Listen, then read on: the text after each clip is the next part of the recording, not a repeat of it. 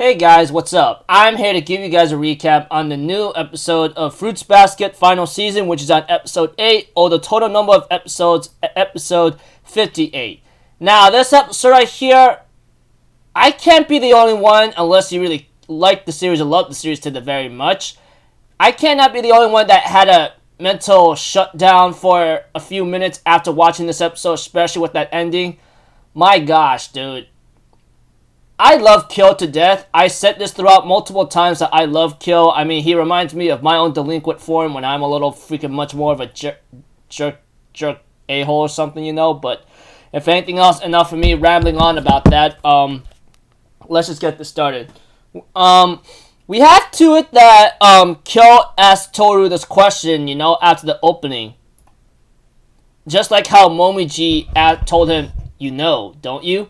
And Kill asked Toru, do you love me?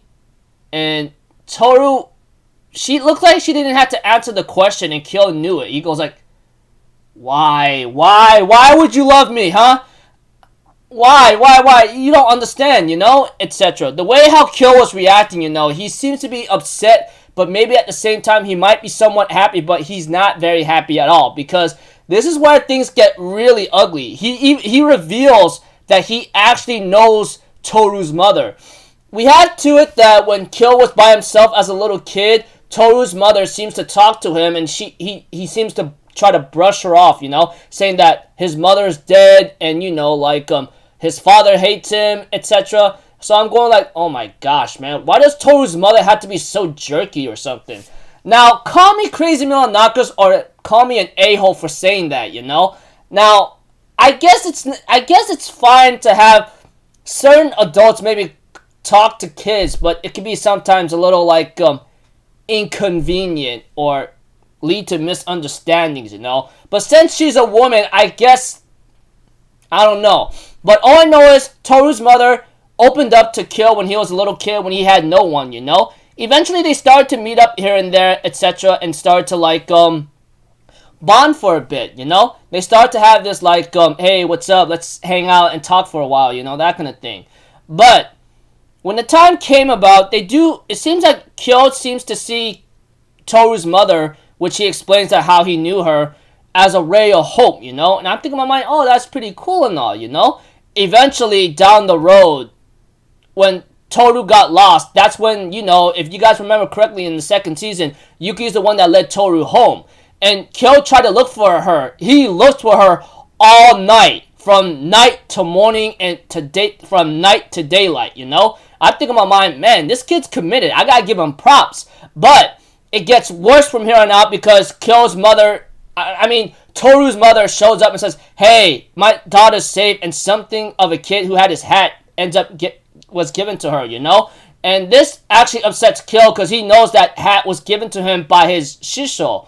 And Yuki took it, and Kyo doesn't want it, and this upsets Kyo to a point like, you betrayed me. How could Yuki just take these things away from me? You know, he even rants about how Toru and now Kyoko betrayed, how Kyoko, which is Toru's mother, I think her name's Kyoko if I remember correctly, betrayed him. You know, etc. However, that's not really the case here and there, and you know, Toru's mother's trying to comfort him, saying, I guess you have someone to hate, you know, etc. And Kyo, as a kid, told her off, saying, I don't want to see you again, you know, that kind of thing.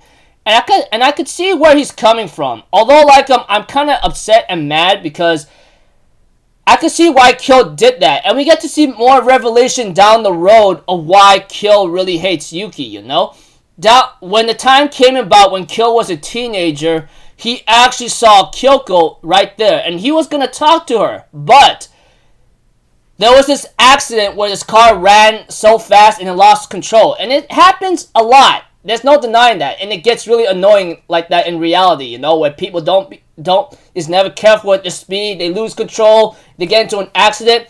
Kyo was right there to actually save Toru's mother. He could have saved Toru's mother. However, if he hugged her, he would have turned into a cat and people would know that he's not human.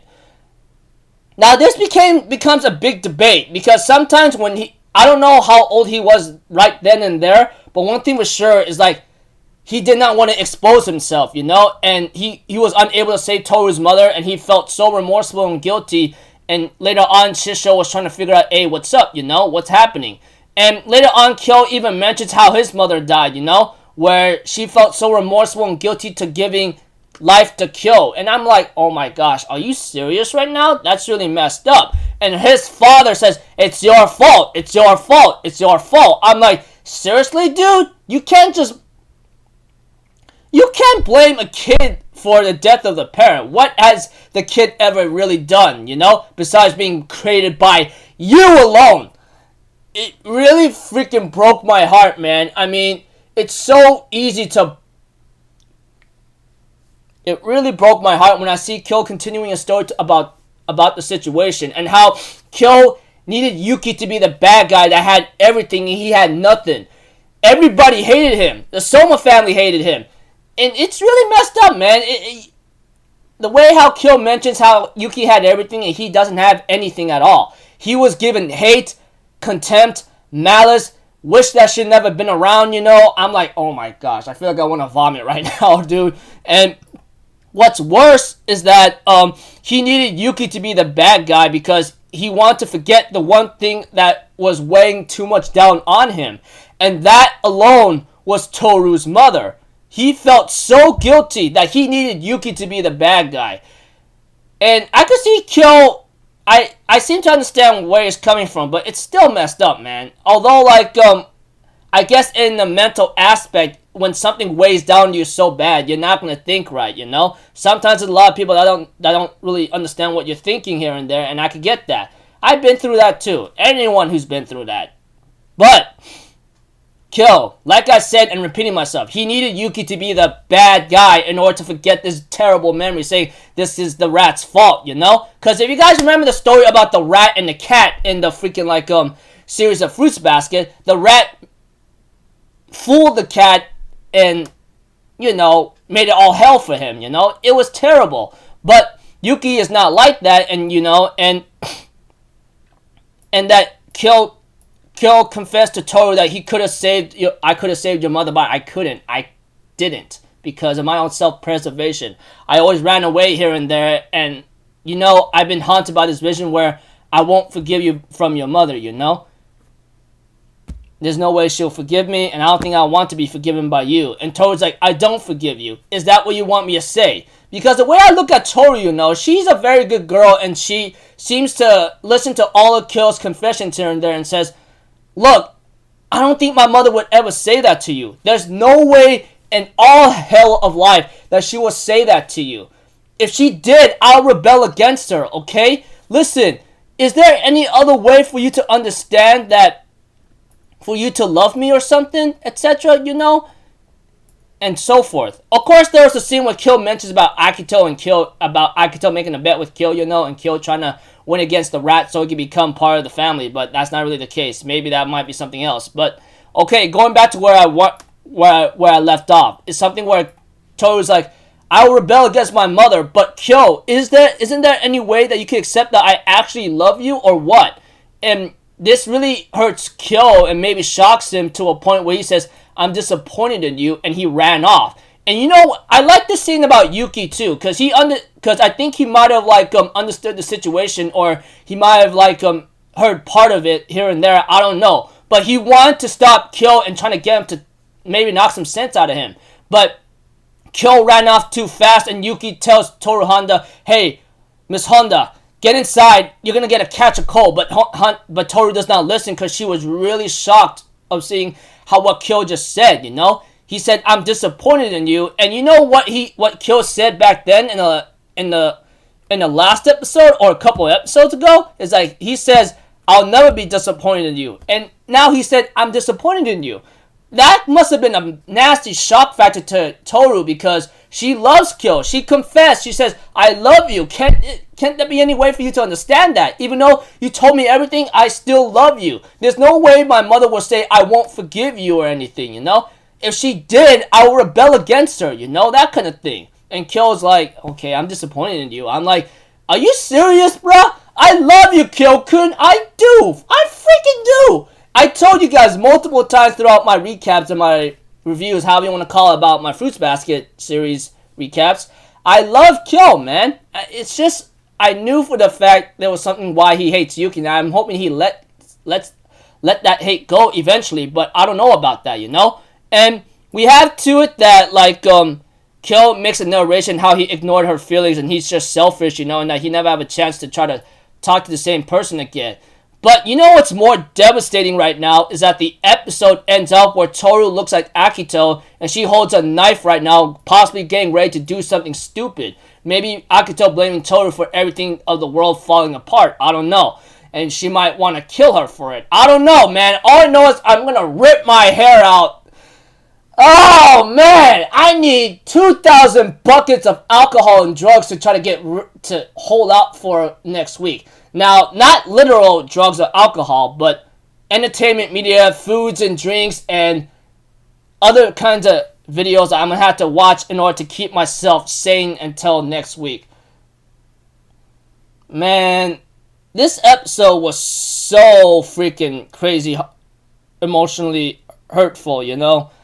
And, you know, preview next episode, it is called What's Your Name, you know? I'm like, oh, man. I don't know what's really bound to happen, but that ending of the episode really got me spooked. I mean, really spooked, especially what after Kyo did saying, I'm disappointed in you, and ran up, and Yuki's trying to go after Kyo, and Yuki went the wrong way. If he went the right way, he would have caught up and get him to, like, what the is wrong with you, bruh? Or something, knock some sense out of him, even if he has to. But too bad he went the wrong way, which really sucks, man. Damn it. And Akito shows up in front of Toru, has a knife in her hand, and possibly getting ready to do something stupid. I swear to all life given to me, if I see what Akito's going to do and Toru gets the nasty hit of it, I swear to life given to me, I'm going to shut down for like minutes or hours to days. Days! Oh, man. Kyo-kun, my boy Kyo. Oh, man, my boy Kyo. I love you so much for you confessing and I find out why you really try to put Yuki as a bad guy. I knew for the fact that it has to be a big reason, you know? I don't know if it's either because of the rat and the cat having the antagonistic relationship with each other or something, but yeah, it just sucked! It sucked! Oh, man. Okay, I gotta stop right here right now, man. I'm like losing it right now. I'm worried as hell, man. I'm like possibly ready to freaking vomit very soon. So until then, people, I'll see you guys in the next video. I'm Alpha Zero. Have a good day, and I'll see you guys next time, alright? Peace out. Bye-bye. Toot-toot-toot!